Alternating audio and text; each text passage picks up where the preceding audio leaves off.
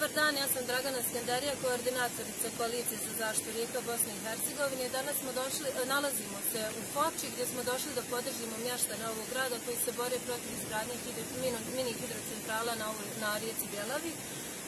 Kao što možete vidjeti ovdje, ovuda je nekada bio tok rijeke Bjelave koja je sada izmještena na drugu stranu. Možete li dalje i vidjeti da je tuda tekla rijeka. Na ovoj strani se sada nalazi njen tok. I vidite i po ovom ovdje da to uopće nije prirodno, nego je to čovjek napravio i da je premještena tu. To je sve u cilju priprema takozvanih geoloških istraživanja, koje u stvari nisu geološka istraživanja, nego su pripreme za izgradnju mini hidrocentrala na ovoj rijeci.